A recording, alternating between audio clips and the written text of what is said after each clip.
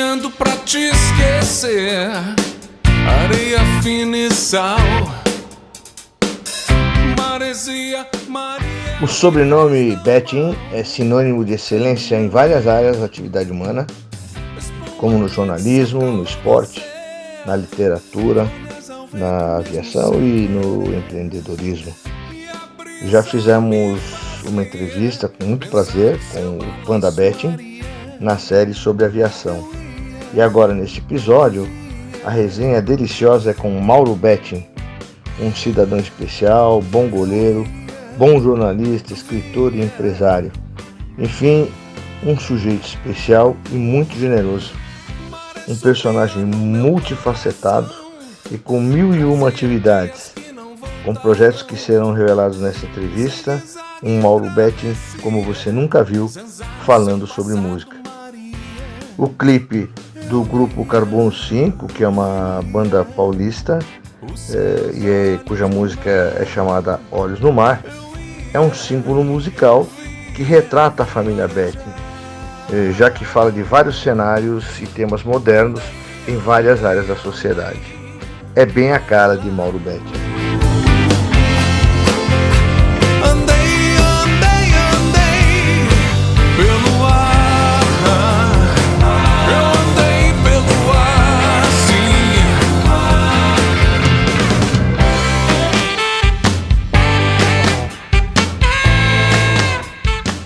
Mauro Betting, como você vai? A gente estava ouvindo aí a introdução aí, né? O tema, mensagem aí da sua entrada.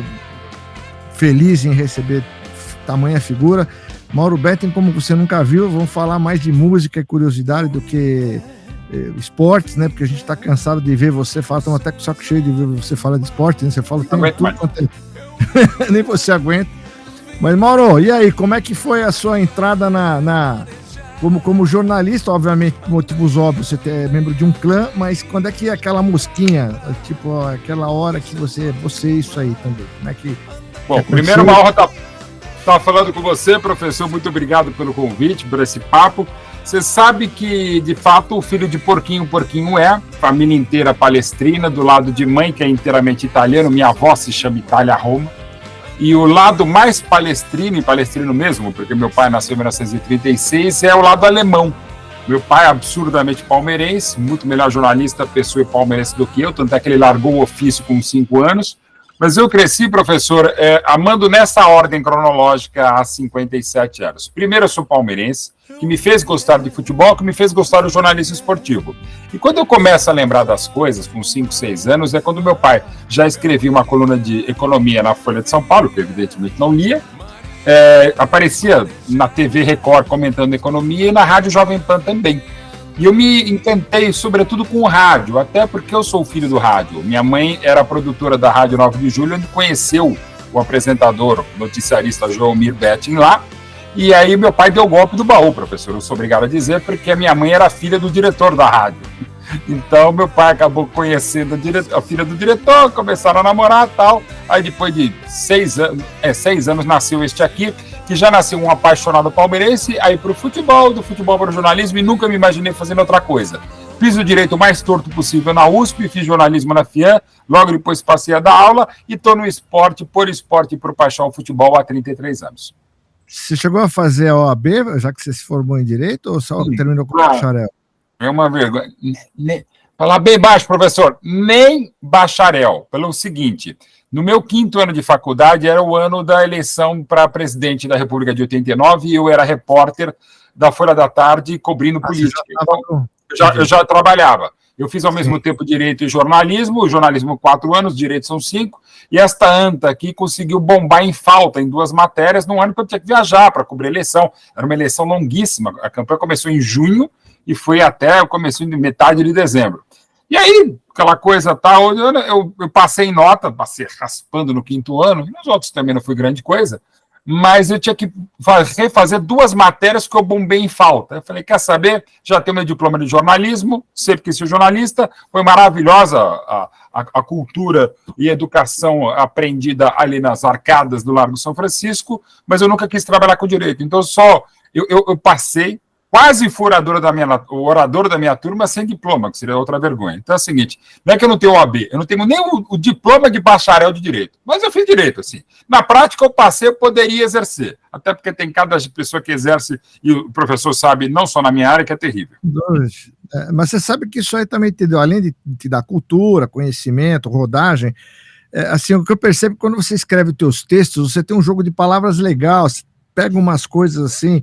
Isso acho que tem a ver, porque, obviamente, você, com a leitura do direito, você traz coisas muito legais quando você escreve os teus editoriais, os teus textos. Eu fiquei emocionado nesse último que você falou do palestra, do Babbo. O Babbo, para quem não sabe, para nós italianos, Babbo é papai, né? É a forma carinhosa de chamar o nosso papai. Fala, Babbo, como está ele, Babbo, ele, Babbo. Então, eu entendi perfeitamente que aquele era um momento muito seu com o seu pai, né? Verdade. Então, eu acho que o direito, nesse aspecto, te deu essa verve, essa coisa de brincar com os textos, né? E a música, meu amigo, hoje nós vamos procurar falar mais de música, porque a gente te vê todo dia, a gente fala de esporte, né? De palestra, a gente fala um pouquinho também, que é a nossa paixão, mas música, e aí, se é música, aprendeu, dá umas arranhadinhas, como é que é? Você vê que nós estamos aqui com o estúdio, aqui baixo, bateria, nós temos umas coisas aqui, eu estava conversando, professor, antes de começar no ar, estou aqui com um dos meus biografados, graças a Deus, já são 25 livros feitos, tem mais 2 entregues e mais 9 sendo escritos. Um deles é do Luiz Thunderbird, que é uma figura maravilhosa, VJ da MTV, tem a banda Devotos Nossa Senhora Aparecida desde 86, vários outros projetos muito legais. Virou um parceiraço. Ele conhece ele aqui, amigo dele. Thunder é maravilhoso aqui. Beijo para você, Thunder. Mas assim, fiz o livro A Ira de Nazi também, que é o livro junto com Alexandre Petilo, que é o livro que conta a história do Ira, sobretudo do próprio Nazi, sob a perspectiva do Nazi, né? E tem outros projetos musicais que eu não estou tentando tocar. Mas até por aquilo que eu falava nessa minha paixão, que eu sou um filho do rádio, da Rádio 9 de Julho aqui de São Paulo, eu nasci num meio, não musical, mas amante de música, né? Assim, a minha mãe e meu pai, eles trabalhavam juntos num programa musical, que aliás o nome era fantástico, chamava-se Bombons de Música para Petizada. Pra você ver a idade, né? Petizada, pra você ver isso comecinho nos anos 60, que já era meio outdated naquela época. Mas, enfim, e eu nasci numa família que não tinha nenhum músico formal, a não ser o meu pai. Meu pai tocava de ouvido maravilhosamente bem, ele tocava piano, tocava violão, guitarra nunca vi, mas assim, até flauta, gaita. Então, assim, o que viesse, ele tocava. E muito bem, eu nunca tentei, estou até aqui na frente, que eu ganhei da mãe dos meus filhos uma gaita, que assim, é o instrumento mais próximo que eu tentei tocar, porque a gaita, desculpem os nossos ouvidos, mas ó, é o único instrumento que eu acho que você pode, sem saber tocar nada, tocar algo audível ou que não incomode tanto. Está aqui falando um irmão de um baterista e de um saxofonista, pai de um guitarrista, pai de um baterista e de um ótimo cantor, que é o meu caçula Gabriel, que é também o guitarrista. Perdão, não, ele só canta. O guitarrista e o baterista é a mesma pessoa, o mais velho, o Luca.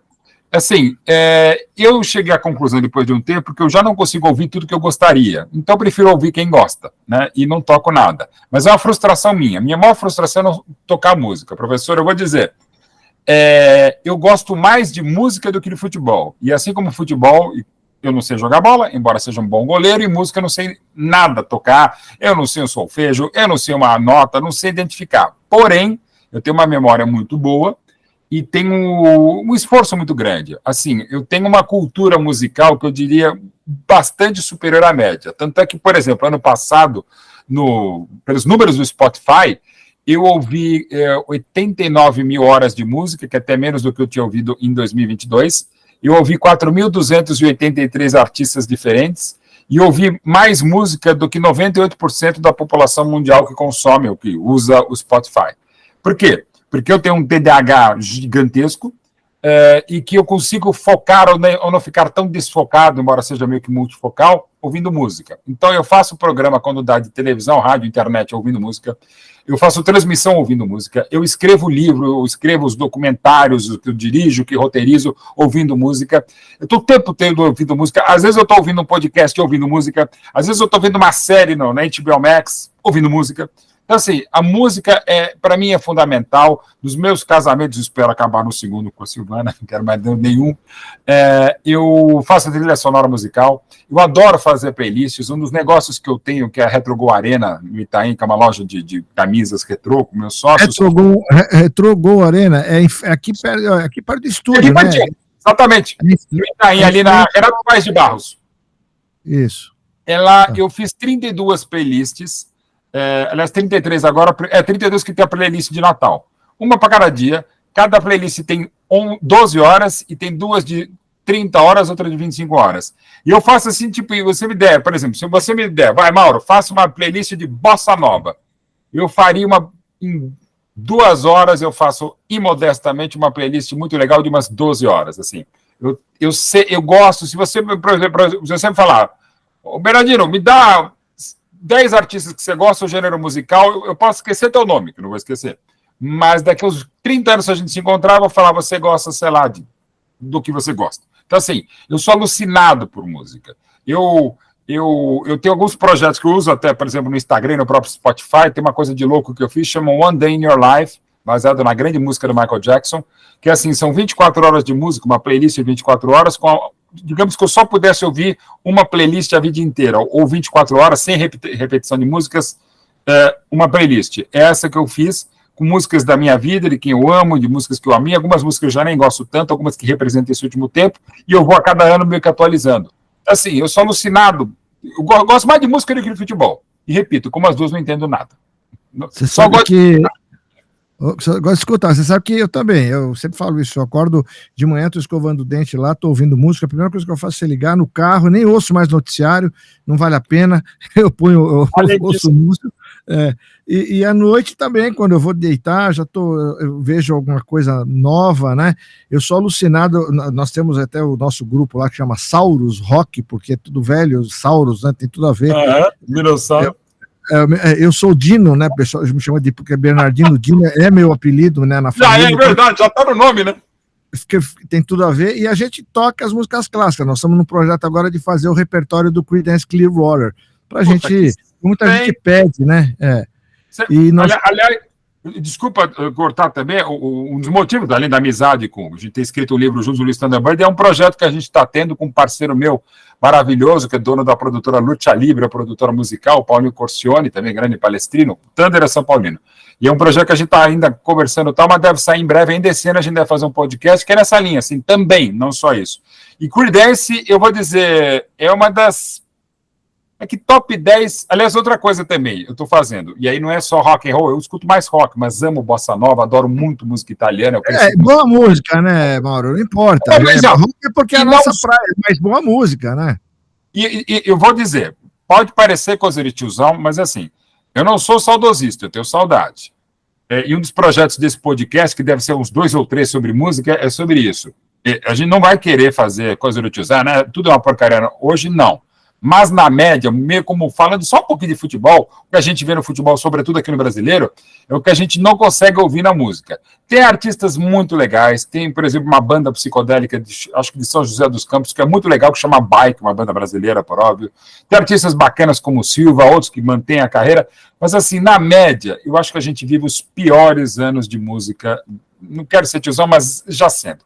E aí você ouve, e Bernardino, assim... O que me irrita muito é o seguinte, ainda mais hoje com a tecnologia, com o Spotify, o Deezer, o nome que for, ao mesmo tempo que você vai botar, sei lá, MC Merdinho ou Grupo Sambosta para ouvir, cara, digita lá, até porque acabou de morrer, por exemplo, Carlos Lira, tá?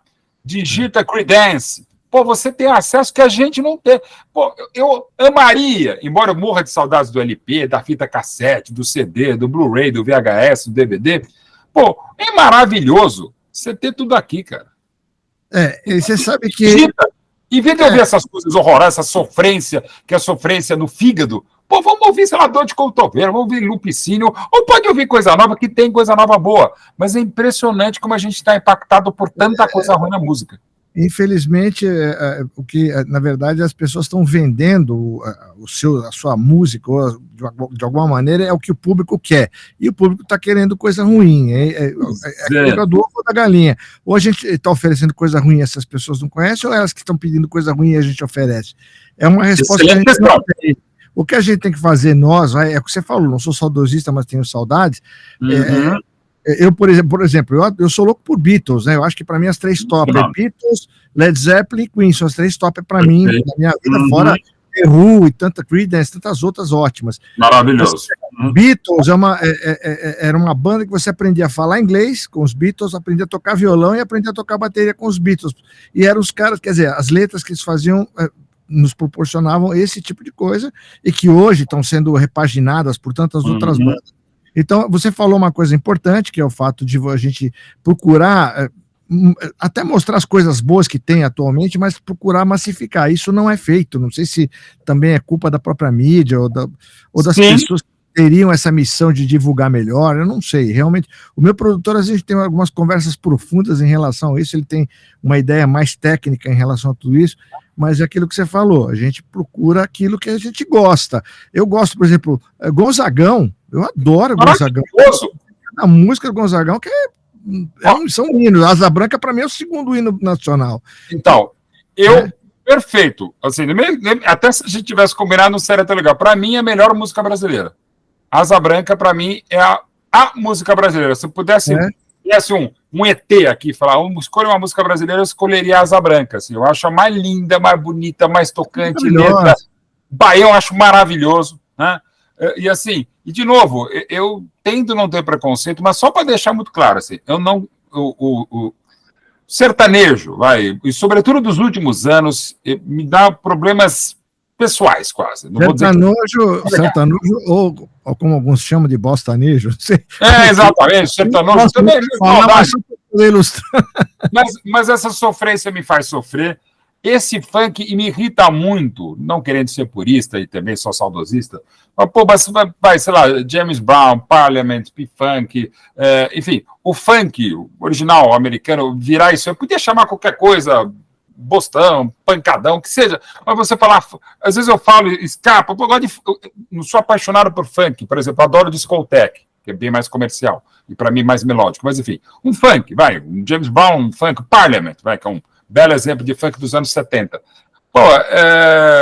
Não dá para... já virou, chamar funk, né? Baile funk. Nada contra, acho maravilhoso Furacão 2000, por exemplo, até porque era... Não digo Parque Antártico, não parece Itália, mas enfim...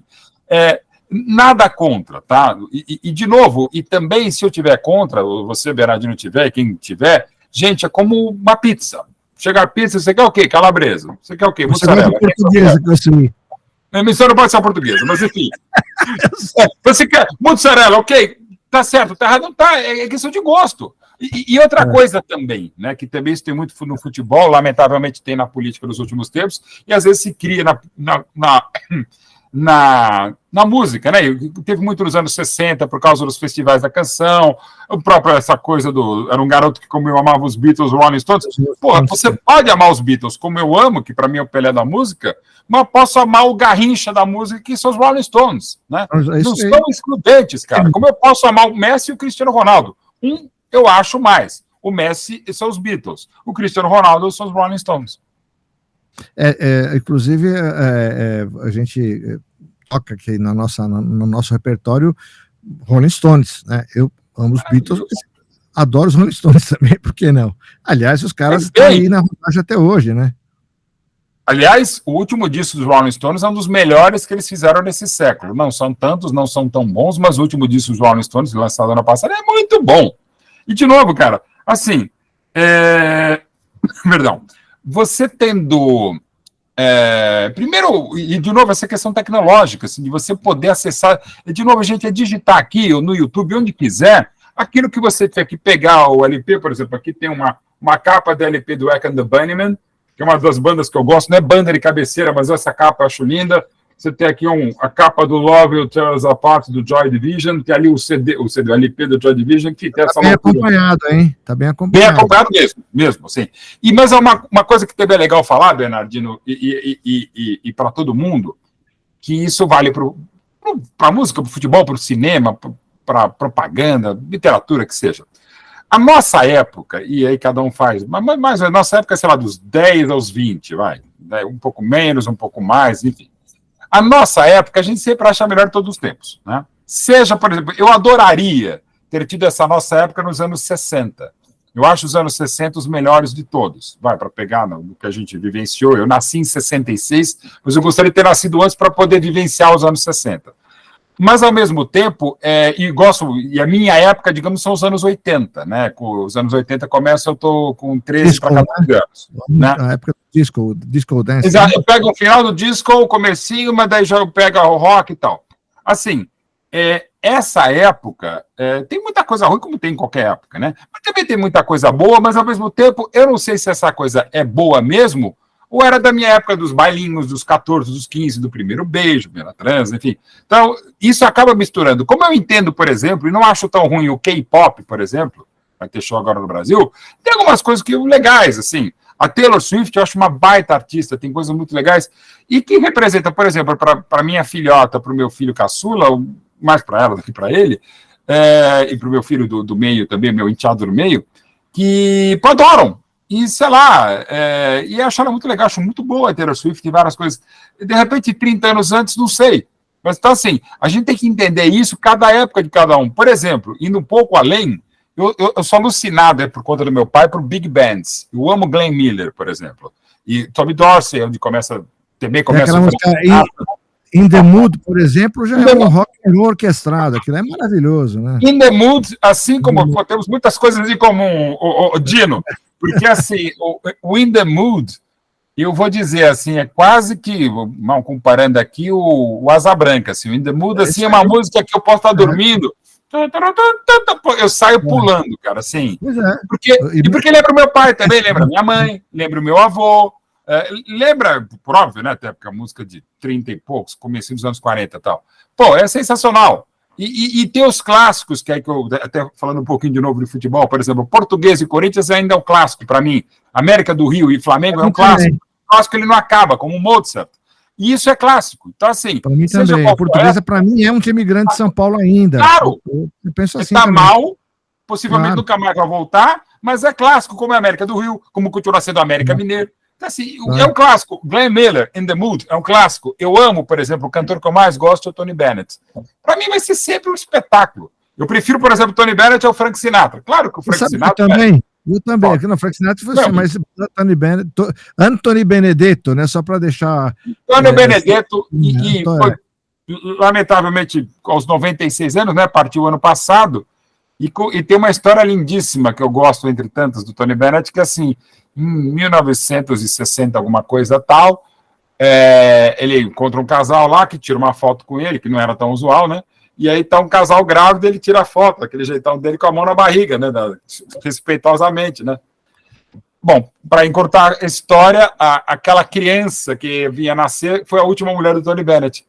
Passa-se lá uns 20 e poucos anos, ela encontra, a produtora musical, encontra e fala, Tony, eu sempre sou muito fã, meus pais também eram, inclusive vou te mostrar uma coisa. Ele mostrou e falou, olha, tá vendo essa barriga, quem tá na barriga sou eu. E eu falei, nossa, pô, e os pais eram apaixonados por ele, e ela também, e casaram. E foi a mulher dele até o final da vida dele. E assim, o Tony Bennett, eu acho, para mim é o Pelé da canção. A voz do Frank Sinatra é indiscutível, mas assim, o cantor romântico, e eu sou meio brega, ou bastante brega, para mim é o Tony Bennett. Até porque o Antônio, assim, diferentemente, cada um teve a sua ascensão na sua carreira, o Frank Sinatra contou com alguma ajuda extra, tinha talento, sem dúvida, mas contou com essa ajuda extra, e o Tony Bennett foi um self-made man, mais ou menos, seria por aí, né? Muito. Cantava muito, isso é indiscutível, grandes artistas, né?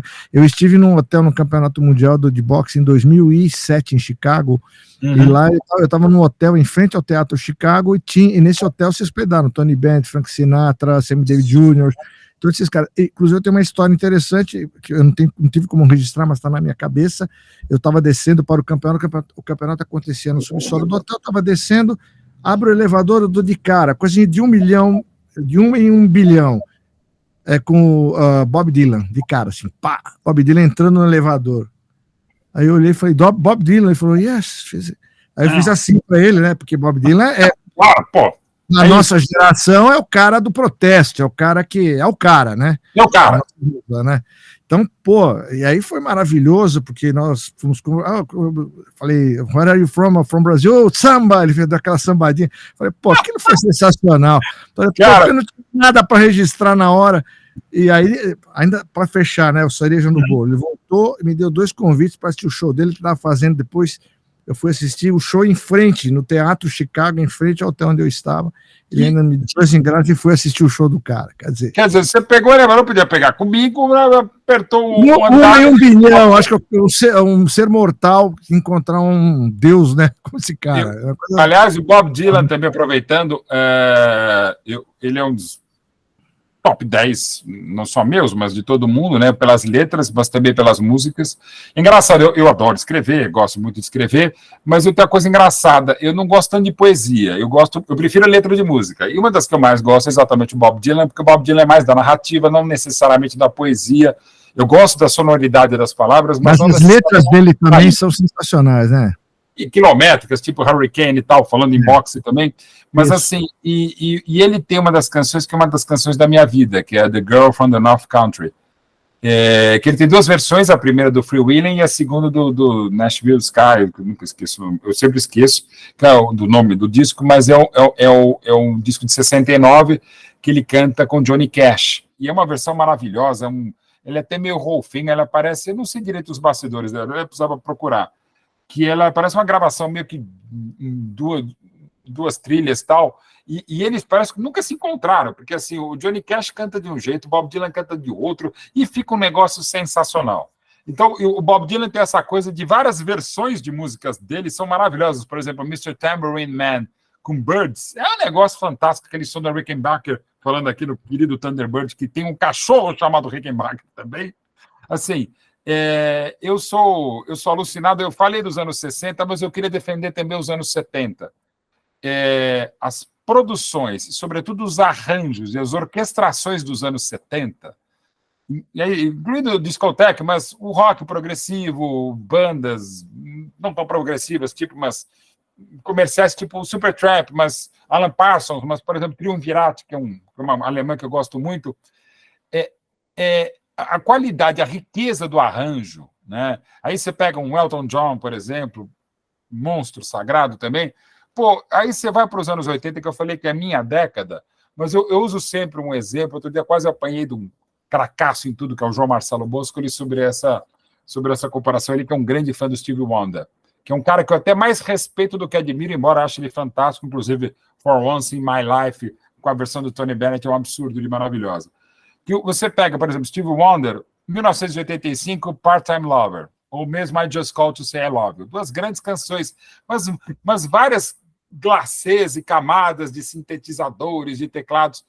Volta 10 anos, não estou nem falando da qualidade de composição, mas de produção e de arranjo, né? Eu sei que barateou, ficou mais fácil, a tecnologia e tal, mas, pô, o gap para mim já dos anos 70 para os anos 80, que é a minha década dos anos 80, eu já acho muito grande.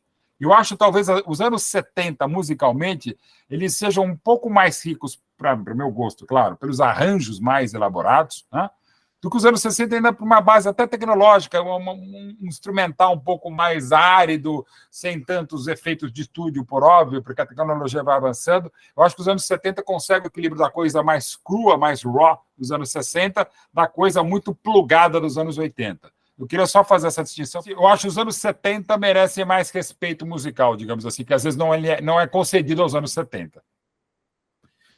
Agora vem cá, você é um cara que eu vi que você gosta muito de música, entende bastante de música. Só para um pouquinho, Bruna. Agora sim, agora equiparou a imagem com a sua voz. Agora sim. Não, estava defasado, deu um delay. Vamos lá, voltando. O Milton Neves sempre brincava com você que você tinha 7, 8 empregos, né? Então, estou te perguntando porque você vai ter que arrumar mais um para falar sobre música. Mas é isso que é da reunião com o Thunderbird, exatamente isso. Uma das coisas que a gente está trabalhando já há algum tempo. Essa ideia de podcast, parece que agora a gente vai. Até o que eu falei do Paulinho Corcione da Lucha Libre, é um parceiraço, um estúdio musical maravilhoso, assinou algumas das trilhas sonoras. Você sabe que eu se você me falar, até porque eu trabalho muito mais com futebol, por óbvio, mas se você falar, Mauro, a gente vai ter 2 horas para falar sobre um assunto só. Qual você quer falar? Eu vou falar música. Eu gosto mais de música do que de futebol. Mesmo. Por exemplo, Bonovox, que é uma banda que eu adoro, o U2, O Bonovox nunca bateu o pênalti que o Evair bateu em 12 de junho de 93. Então, o Bonovox nunca vai me fazer campeão paulista em cima do Corinthians. Então, é claro que o Evair é mais poder que o Bonovox. Mas, evidentemente, numa tarde de amor, manhã, na madrugada, de pôr do sol com a minha mulher, eu não vou ficar ouvindo o Silvério naquela narração antológica na Jovem Pan do gol do Evair. Mas, pensando bem, é uma ideia. Mas, enfim, eu vou ficar ouvindo, sei lá, We Fall Without You, ou One, do U2, enfim, Cowboy Junks, que é uma banda que eu amo também. Mas, enfim. E como é que você conseguiu arrumar esse tempo, hein? Porque eu não sei se é verdade o negócio dos 8 empregos que o Milton Neves falava, mas você não dorme, meu. Não, pessoal, Mauro, que hora você dorme? Durante os jogos, cada jogo chato. Eu tenho essa vantagem, que aí eu posso falar com quem sabe. Eu tenho 2 coisas de médico: a letra, que ninguém entende, e o sono de médico.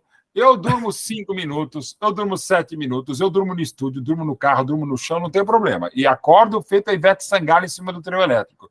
Mas, assim, essa coisa da música, e eu falo até no casamento, assim, uma das poucas coisas dos documentários que eu faço além da, muitas vezes, o roteiro, todos eles, roteiro, direção também, eu gosto de botar um dedo na trilha sonora, porque eu acho não, tenho certeza absoluta.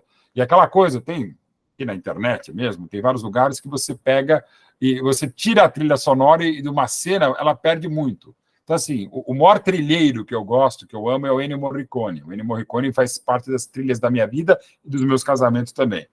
Pô, e tem um documentário maravilhoso do Giuseppe Tornatore, há uns 2 anos atrás, sobre o Morricone. Pô, o que ele consegue fazer de uma... Às vezes o filme é melhor... Eu, pelo menos, às vezes tem alguns filmes que eu vejo... Alguns filmes que o Morricone fez bilhões de filmes, eu vejo o filme, mas, na verdade, eu mais ouço o filme por causa do Ennio Morricone. Então, assim, a trilha sonora, até uma coisa, Deus me livre, mas enfim... Tem tudo a ver com o casamento, né? Total. Cinema Paradiso, Era Uma Vez na América, ou Era Uma Vez no Oeste, o primeiro dos filmes do Sergio Leone. Cara, assim, o filme, o Era Uma Vez no Oeste, sobretudo para mim, ele é muito melhor por causa da trilha. Ele é um ótimo filme, é um maravilhoso filme, mas a trilha é fantástica. O Era Uma Vez na América, um dos filmes da minha vida também, a trilha é um absurdo. E assim, tira a trilha. O próprio Poderoso Chefão, que para mim é o filme, a trilha do Nino Rota e do pai do Carmine Coppola também, pô, é um negócio sensacional. Falando aqui, cadê? Ó? Não tá aqui, o Darth Vader está em algum lugar, mas aqui, ó, uma amiga do meu filho fez aqui um R2-D2. Pô, muito do charme, digamos, do Star Wars se deve à trilha do John Williams. Eu brinco que eu adoraria chegar em casa ou no trabalho com o som, a marcha do Imperial do Darth Vader.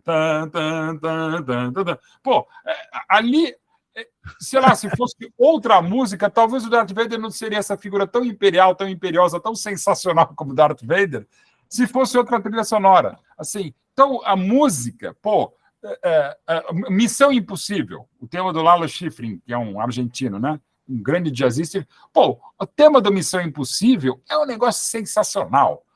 Outros temas que não são assim tão brilhantes, mas pegaram do rock, do 2, do Eye of the Tiger, do Survivor. Sei lá, por exemplo, qualquer pessoa está brigando aqui, se a gente estivesse brigando agora, ou alguém está falando, já virou a vinheta, você sabe o que é. Tema do James Bond, do John Barry, pô, é sensacional, arrepiante. Outro cara que eu amo de trilhas, o Henry Mancini, né, do Peter Gunn, por exemplo, da Pantera Cor-de-Rosa, pô, é sensacional. Então, assim, Dino, eu não sei, às vezes, mesmo, se eu gosto de alguns filmes ou desenhos, no caso até, por exemplo, da Pantera Cor-de-Rosa, eu não sei se eu gosto tanto do desenho quanto eu gosto da trilha. Até falando de desenho animado, eu não lembro agora o autor, mas a trilha do Johnny Quest, a trilha sonora, a soundtrack, pô, é sensacional. Ela te dá medo. Essa é a parte boa da nossa infância e adolescência, né? Que a gente chegava da escola para assistir isso aí por causa da música, né? Mas, não, olha, eu vou dizer, o meu irmão deu um presente maravilhoso. Eu dei um presente que até hoje ele fala que é o melhor que eu já dei, que era numa época, isso era 95, quando começava a TV por assinatura, eu passava no Cartoon Network, o Johnny Quest, eu gravei dias e editei e dei em fita VHS para o meu irmão, tudo que tinha hoje que você tem em DVD e acho que você acha também em streaming, a coleção completa do Johnny Quest, que acho que são 3 temporadas de 64 a 66. E foi maravilhoso. E ele me deu um presente também fantástico, que é o score, a trilha sonora completa em 2 CDs do Johnny Quest. Pô, é de matar, é maravilhosa. Eu falei, cara, isso para um desenho animado, né? porra, assim, e de novo eu não quero ser chato, mas já mais sendo tiozão, saudosista, com saudades como queiram. Usando churrasco. Cara, as trilhas sonoras de desenho animado, do Manda-Chuva, que era bem jazz, pô, sensacional. Sensacional. Você sabe que você está falando de saudosismo? Olha só, eu, por exemplo, na minha casa, as minhas meninas, hoje adultas, elas ouviam muito Beatles. Pra você ter uma ideia, eu vim assistir agora o último show do Paul McCartney com a minha filha, a segunda filha, está com 33 anos, e ela curtindo, ela morou em Londres, ela foi para Liverpool ainda com direito a sarro do pai, ó pai, eu vim conhecer, você não veio, tipo assim, e ela veio, curtiu e ama Paul McCartney, ama Beatles, e ela fala isso, que era uma época que ela gostaria de ter vivido. Então você veja, é uma questão de você também estimular, né, os ouvidos desse pessoal. Tudo bem, ouça a música da tua geração, mas mostra as coisas que aconteciam. Educar. Você falou de uma coisa muito importante, eu fiquei muito emocionado, por exemplo, no show do Paul McCartney, agora no Allianz Parque, e também do Roger Waters, dois grandes shows, e o que é mais impressionante nos dois, né? Quase que certamente as pessoas mais velhas ali presentes eram Paul McCartney e o Roger Waters, os dois com mais de 80 anos. Embora tivesse muita gente mais velha do que eu, estou com 57, acho que não tem ninguém com 80 anos. No mínimo eram os top 10 mais velhos. E com a energia dos caras, né? Que energia os caras têm, né, meu? É impressionante, cara. É assim. Aí eu falo, pô, Mauro, você tem energia? Eu falei, eu adoraria até o do Roger Waters, do Paul McCartney, outro monstro sagrado que eu amo, que é o Bruce Springsteen também, enfim. E outros, enfim. Mas isso é uma das coisas que mais me tocavam, e do Roger Waters eu vi com meu filho mais velho, Paul McCartney eu vi com o amor da minha vida, Silvana. Era exatamente isso, quando estava com pai, filho, né, às vezes 3 gerações, pois é sensacional. E como a gente consegue passar paixão, por exemplo, no meu caso, para meus filhos pelo Palmeiras, passar isso também é até interessante. Musicalmente, aliás, é uma coisa de criação minha, não estou falando que é certo, mas foi o que eu fiz, eu e a mãe dos meus filhos, e a Silvana, que é minha mulher e cuidou também dos meus filhos, claro, há 12 anos já, vai completar 12 anos de casamento. A gente sempre teve vou dizer que uma liberalidade, mas assim, pô, vocês podem fazer o que vocês quiserem, inclusive musicalmente, o que vocês querem ver, enfim, vocês têm liberdade. Mas, e meu filho, por exemplo, mais velho, adora trance, adora techno, ele é uma linha menos melódica, digamos assim, mais dançante, mais dessa coisa assim. O menor canta muito bem. O mais velho toca bateria e toca guitarra, mais bateria do que guitarra. E o menor canta, né? Muito bem, tem uma belíssima voz e canta muito bem, muito afinado também. E tem um ótimo repertório, que vai de Belchior, que eu amo também de paixão, passa por clássicos mais contemporâneos, bandas um pouco menos assim conhecidas, tá? Ele tem um gosto muito legal também, que eu gosto muito, mas que evidentemente não bate com o meu. E ao mesmo tempo é uma coisa que eu quis fazer. Eles cresceram com música, eles foram, digamos, gestados com música, né? Na barriga da mãe eles já ouviam com fone de ouvido música ou que tocava, né? E eu já gravei, quando eu fiquei grávido do mais velho, que tem 3 anos e 1 mês a mais do que o mais novo, por óbvio, e eu comecei a gravar, na época, CDs de música para eles. E música italiana, Beatles, músicas um pouco mais pesadas, porque eram para bebês, assim. Eles, por exemplo, na amamentação, eu fiz 16 CDs de músicas mais relaxantes, sobretudo músicas clássicas. E o Ed tinha mais ou menos, eu gosto muito de Enya.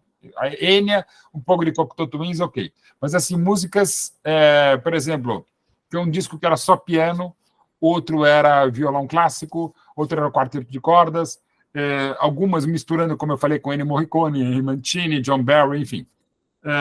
Então, eles cresceram ouvindo música. Eros Ramazzotti. Olha, então, música italiana, eu vou dizer, eu sou alucinado. Eu sou alucinado no nível hard, assim, eu tenho as minhas, por exemplo, aliás, quem quiser minhas trilhas sonoras, basta acompanhar no Spotify Rádio Cucamonga. E por que Cucamonga? Cucamonga em homenagem a esses caras aqui, que não está dando para ver, se eu tirar, eu derrubo aqui. Os 3 Patetas, que era o lugar que eles sempre falavam, eu vou para Cucamonga, que é um lugar ali perto de Los Angeles, no norte da Califórnia. Eu achei a palavra muito engraçada, muito sonora, Cucamonga. Mas, enfim, a música italiana, eu cresci com a música italiana, né? Eu falei, meus pais se conheceram na 9 de julho, eles tinham esse programa de música, e a minha tia, Priscila, por exemplo, irmã da minha mãe, foi quem tocou primeiro no Brasil Io Che Amo Solo Te, do Sergio Endrigo, um grande clássico, a rádio era a primeira que tocava. Então, eu cresci ouvindo música, muito música italiana, meu pai adorava áreas, mais do que óperas, minha mãe também, Pavarotti, agora mais recentemente Bocelli, antes Mário Lanza. É interessante, Caruso eu ouvi agora, e só alucinado por Caruso. Então, assim, eu gosto. Eu não tenho paciência para a ópera, mas para algumas áreas, por exemplo, Nessun Dorma, para mim, é a maior música com letra do homem. Nessun Dorma, para mim, de Turandot, é a melhor música já feita. A melhor música, para mim, é a Nona do Beethoven. Para mim, o final dela é a maior música feita pelo homem. Além do hino do Palmeiras, claro. Foi bom você ter falado no Palmeiras, porque até me lembra aquela frase célebre que seu pai falou, Júlio Betting falou, né? Ser palmeirense, para quem não é palmeirense... Explicar a emoção de ser palmeirense a quem é palmeirense é desnecessário, e a quem não é palmeirense é impossível. É impossível, exatamente. Apesar de, né, a gente tá ganhando pouco ultimamente, mas tudo bem, vamos deixar para lá. Já está quase 2 meses na fila o Palmeiras. Ó. Abre o olho, Abel. Já está na fila. Agora, você falou em memória, uma coisa que eu sempre me reporto e nos lugares que eu vou trabalhar e faço questão de contar a história, é a seleção brasileira. A seleção brasileira tem aquelas 5 estrelas e muita gente não sabe o porquê daquelas 5 estrelas. Então, eu às vezes falo, pô, é incrível, o cara tá vestindo a camisa e não sabe. Da primeira, tem a Djalma Santos, falamos em portuguesa, Djalma Santos foi da Portuguesa de Desportos.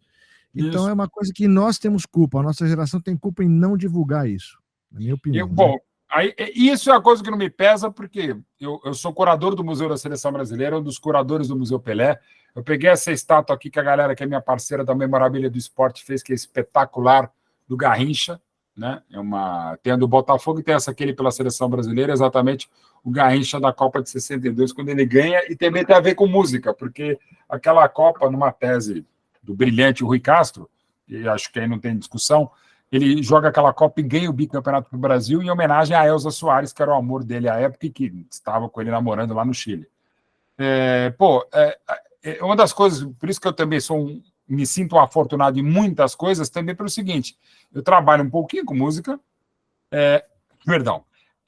e com futebol, que são os melhores produtos de exportação do Brasil, são as melhores coisas que o brasileiro faz. Já fez muito melhor música, já falamos, e futebol também.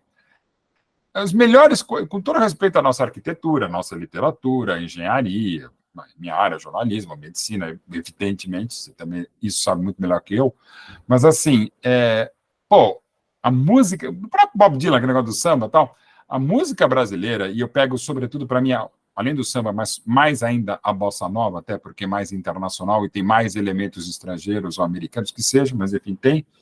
E o futebol brasileiro é o que o Brasil fez de melhor. E em alguns momentos fez melhor do que qualquer lugar do mundo. A riqueza da música brasileira, da sonoridade e da riqueza do futebol brasileiro, a criatividade da música e do futebol, são coisas impressionantes. E aí uma coisa também interessante. O auge da música brasileira é o começo da bossa nova, 58, 59, vai até Elis Tom, de Canções de Amor Demais, de 58, né, da Elisete, até Elis Tom, de 74, e claro, tem grandes coisas depois e tem grandes coisas antes, óbvio. Mas esse período de 58 e 74 é o melhor momento da música brasileira, incluindo a bossa nova. E o melhor momento do futebol brasileiro também era de ouro do futebol brasileiro, entre o primeiro título na Suécia em 58 e vai até 74 para você forçar um pouquinho. Acabamos em 4º lugar, não fizemos uma grande Copa na primeira na Alemanha Ocidental, mas ali tinha coisas ainda muito boas. Você tinha o Rivelino, tinha uma baita seleção, a base do Palmeiras do Brandão, da segunda academia. Então, acho que alguns links podem ser feitos. O momento que o Brasil dominava no futebol, eu não vou dizer que ele dominasse na música, mas, o João Gilberto grava com o Stan Getz. O Frank Sinatra grava com o Tom Jobim. Olha isso. O show do Carnegie Hall, né? Quase todo mundo tem versões de quase tudo do Tom, do Vinícius e outros grandes autores e compositores brasileiros de bossa nova e também de samba. Sucesso de um Jorge Benjor, genial. Sérgio Mendes, não tão, mas assim, com coisas mais que nada, enfim. Não por acaso o auge da música brasileira, para mim, coincide com o auge do futebol. E a pena que, evidentemente, como todo auge, como, por exemplo, o auge das artes plásticas na França, no começo da segunda metade do século XIX, em Paris, o impressionismo, para o meu gosto. E tem momentos, o Rinascimento na Itália, enfim, tem momentos que as coisas fluem, né? E eu acho que no futebol, na música, tem muito a ver com isso, sim, no Brasil. Você sabe que o Gianfranco Panda, né, teu irmão, esteve aqui falando comigo, né? E ele me contou que bom, as preferências musicais dele e tantas coisas que ele contou, né? Mas uma coisa especificamente que ele sentou no colo da Elis Regina, né? Ele teve a experiência de sentar no colo, ele é mais velho que você, então ele já tinha uma idade. Sim. E eu queria saber se você teve algum contato com esse pessoal aí, né? Eu sentei no colo da Rita Cadillac, na Record, no Chacrete, no auge, era moleque, TV, meu pai apresentava o jornal, o Jovem Pan na TV Record, e foi o máximo que eu lembro de sentar no colo de alguém. Eu, lamentavelmente, não tive dessa galera toda.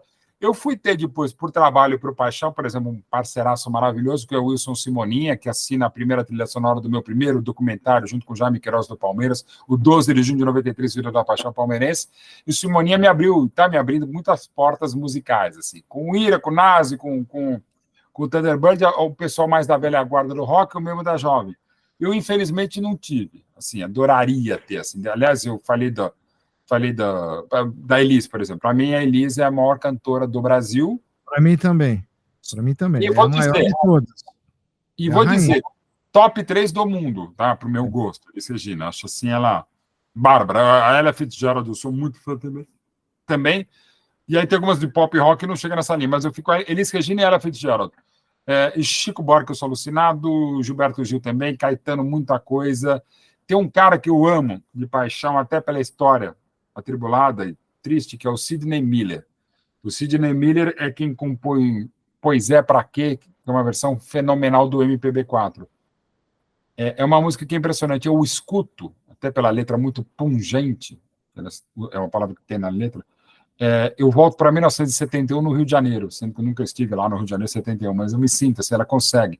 É uma música lindíssima, e o Sidney Miller tem uma trajetória muito braba, porque ele começa na mesma época que o Chico Buarque, ele é de Santa Teresa, ele tem alguma pegada de Chico Buarque, tem a beleza, é o cara até mais bonito que o Chico Buarque, e ele competia meio que indiretamente com o Chico Buarque, só que ele tinha uma timidez extrema, absurda, e ele tinha medo de palco, então ele começou a não gravar mais. O primeiro disco dele é Bárbaro, com a outra caracaça, que é a Nara Leão, e ele meio que ele compõe um disco em 74 muito alternativo, muito estranho, faz 3 jingles, faz alguma coisa musical para crianças, e infelizmente morre muito cedo. E eu estou usando o termo morre, tá? E não quero entrar em outras coisas, enfim. E talvez por conta dessa pressão de tentar, não é nem o seu novo Chico Buarque, porque ele é contemporâneo do Chico Buarque, vai tentar aquela coisa de vai ter que ser ele e o Chico Buarque. Não, ele não queria, né? Não tem tanto talento quanto o Chico Buarque, mas assim, é um cara bárbaro. Procurem, de novo, é só digitar no Spotify, no Deezer, no YouTube, Sidney Miller. Aliás, no YouTube tem a versão maravilhosa dele do Pois é, Pra Quê, que eu acho que é a única versão que tem do show, acho que para TV Cultura, não é nem show, uma versão para TV Cultura do Sidney Miller. Chegou minha linda agora para a gente jantar. Estamos indo, amor. Para a gente jantar. Tá na hora. Tá na hora mesmo. E que é maravilhosa, chama Pois é, Pra Quê? Uma das músicas mais lindas dos anos 60. Não vou dizer que é a música mais linda do MPB4, porque a música está aqui. Falando de linda, aqui, ó. Bernardino. Olá. Tudo bom, Silvana aqui? Como vai, Silvana? Musa das minhas trilhas. Parabéns pela musa, a parceira de sempre, a parceira que tá junto, show de bola. Parabéns aí pelo Mauro Betting, um grande personagem, grande palmeirense, e só tenho que te agradecer. Você deixou aí, tem que ir agora jantar, namorada, atenção pra tua amada, e valeu, cara, pela conversa. Espero que a gente tenha outras conversas em breve. Junto aí, né? Segunda parte, temos que fazer a segunda parte. Tem muita coisa para falar de música. Mas eu vou fazer a segunda parte, mas você que tem que disponibilizar teu tempo. Você é um cara que trabalha 23 horas e meia por dia, né? Quase, né, amor? Gente, muito obrigado e muita coisa pra gente falar. Eu vou botar uma música legal pra gente encerrar e um beijo no coração, tá, cara? Obrigado, você Silvana. Também, parabéns aí por você e pela sua simpatia. Grande abraço e te cuida, rapaz. Tá? Um abração pra você. Tchau, tchau, cara. Um abraço. Valeu, velho. Obrigado, gente. Até a próxima.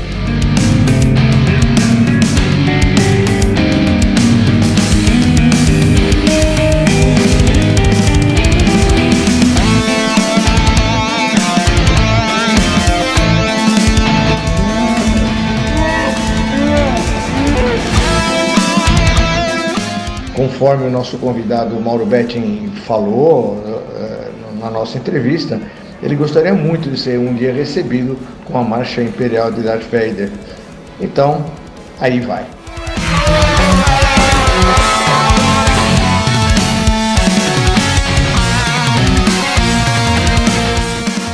The Imperial March, ou a Marcha Imperial, que é o tema de Darth Vader, é um tema musical presente na franquia Star Wars. Foi composto por John Williams para o filme Star Wars, O Império Contra-Ataca, junto com o Yoda Stem. A Marcha Imperial foi lançada em 29 de abril de 1980, 3 semanas antes da abertura do filme, na ocasião do primeiro concerto de John Williams como condutor residente da Boston Pops Orchestra. Uma das sinfonias mais conhecidas dos filmes é um exemplo de leitmotiv, um tema recorrente relacionados a personagens ou a um evento no drama. A música foi reutilizada nos filmes seguintes de Star Wars e cresceu muito mais além da franquia. É um tema comum em jogos esportivos, concertos sinfônicos e referenciada em séries de televisão, além de outros filmes. Nos Estados Unidos, a música tem sido usada para marcar rivalidades esportivas.